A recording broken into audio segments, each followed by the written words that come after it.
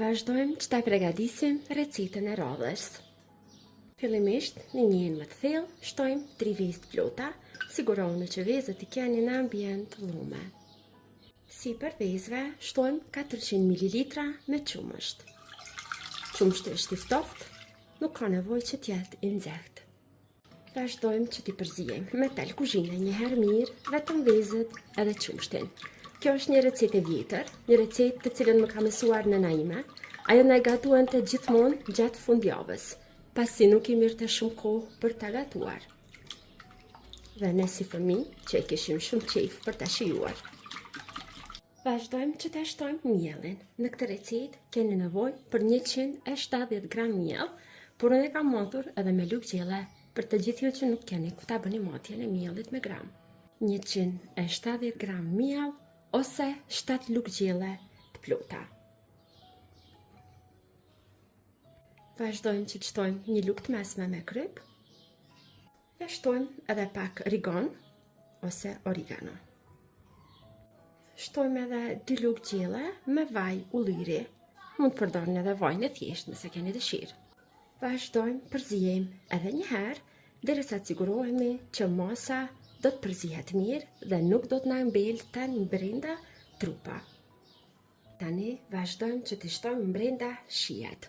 Unë po përdor sallam pule. Sallamën e pules e kam prerë në copsa shumë të vogla. Në total po përdor 50 gram. Vazhdojmë që të shtojmë tek brumi. Vazhdojmë që të shtojmë edhe 50 gram kashkavall të bërë në rende. Pra po bëjmë pizza palacinka, unë e njoh me këtë emër.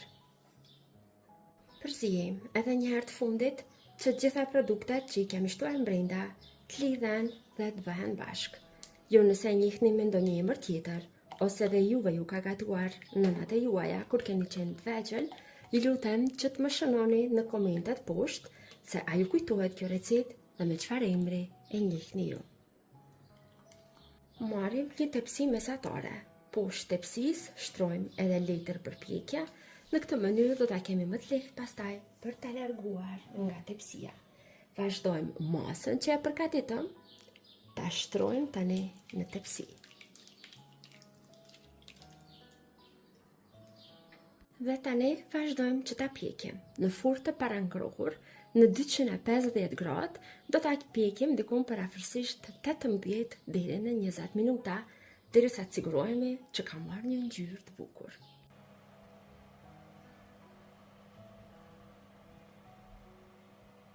Dhe diku pas 18 minutave në furrë, pizza palacinka është gati. E kam larguar nga furra, do të vazhdoj që ta ndaj në pjesë më të vogla për ta shërbyer për një mëngjes familjar.